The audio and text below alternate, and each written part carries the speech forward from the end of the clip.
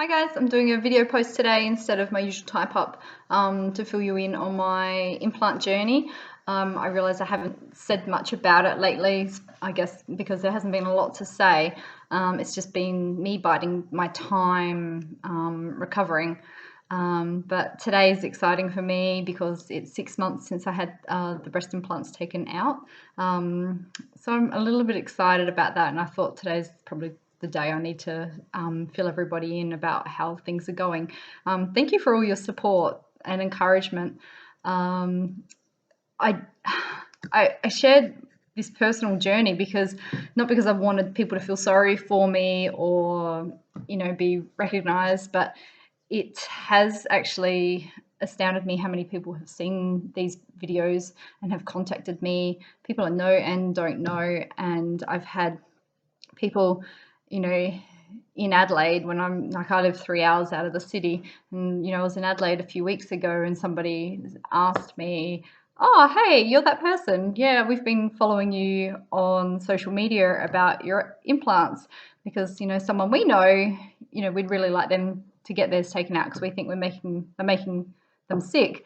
So it's very humbling to know that so many people have been reached by this, and if I can just supply some information to a few people that helps them make an informed decision on whether they get something like this done for themselves, or if they, find a little bit of support and courage to be able to have their implants taken out, then, then my work here is done. So 6 months ago, I had these removed from my body. So this is one of the implants. I don't know if it was left or right now, but this is one of them. I have both of them and they live in the freezer. I just am fascinated by them. We actually cut one open to use it in one of my treatments a while back. So that one has a little cut in it. But this one is fully intact. So you can see there was no leaching or leaking of silicone into my body, thank goodness.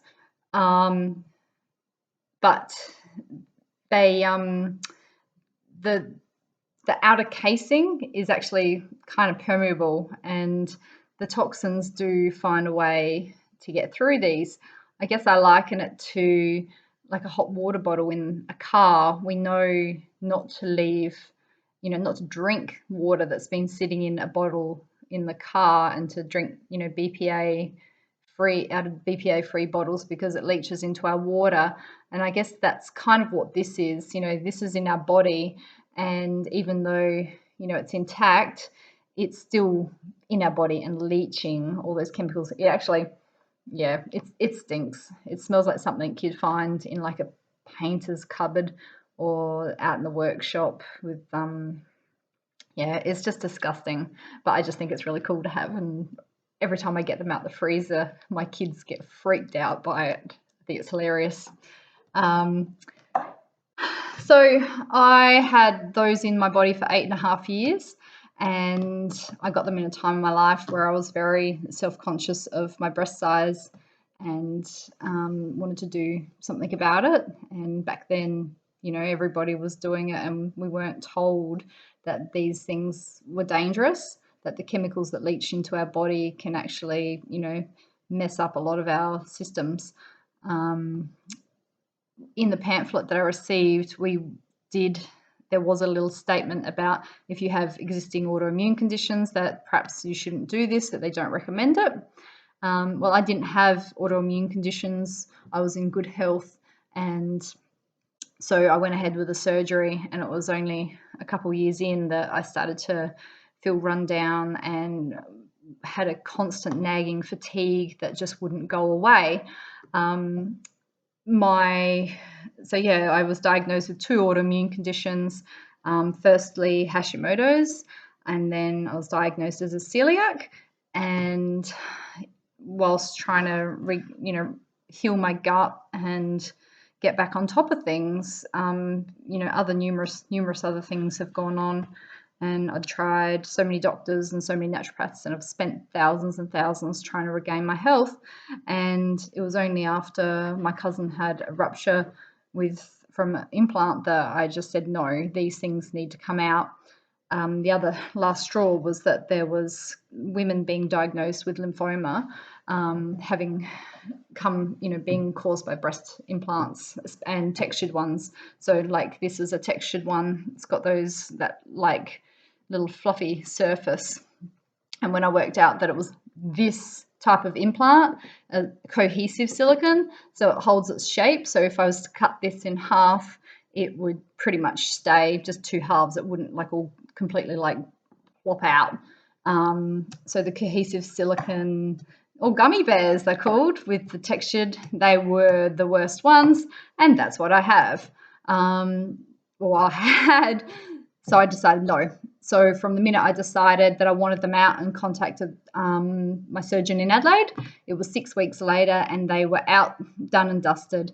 But I just wanted to let everyone know that, the recovery isn't always, flash.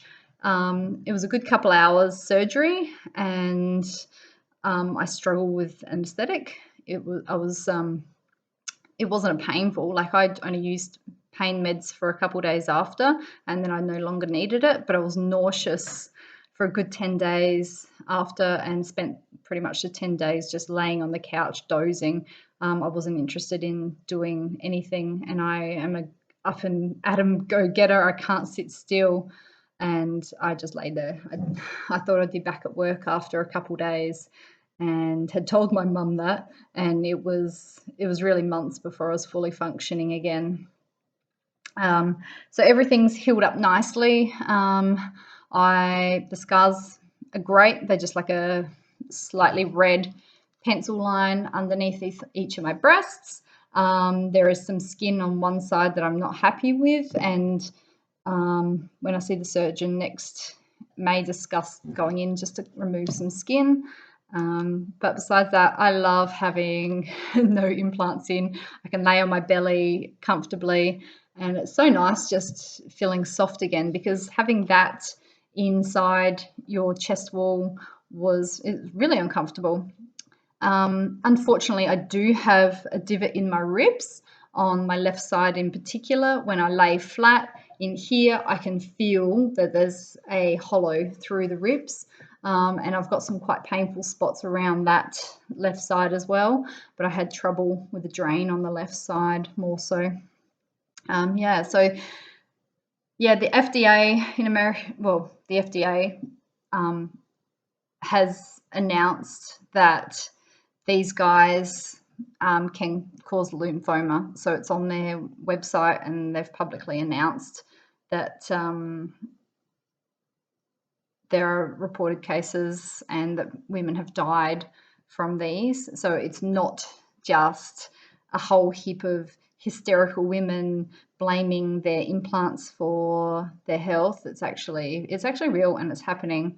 So if you have them in, please be aware that these could potentially make you sick.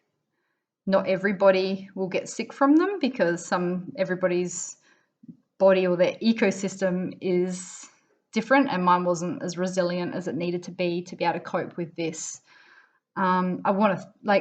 I really want to say thank you to all the girls that did speak up about this on social media before I had mine out, as it was their strength that I drew on to be able to have my own out, and I hope to be able to pass that on. That if people in my circle see my story, then they can pass it on to their loved ones. So feel free to tag, your loved ones if you think that this is relevant to them. I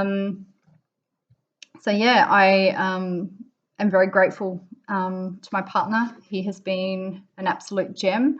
He took care of me while we were at Stirling Hospital for my surgery, and he has told me that my scars, he likes my scars because it reminds him how brave I am.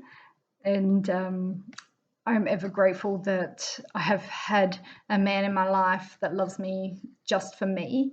And I hope that, if any of you guys have your women in your life, that you're loving them for just being them, because men's opinions in this world have a huge impact on how us girls feel about ourselves. And, you know, quite often how we feel about ourselves is why we would go and put these things in our body to start with. I've probably talked for long enough. I could probably talk for a lot longer. If anyone ever has any questions or, you know, wants to PM me about, you know, the possibility of having an explant, I have started a chat for girls in South Australia, so that we can, you know, speak privately about the surgeons in Adelaide that we are seeing.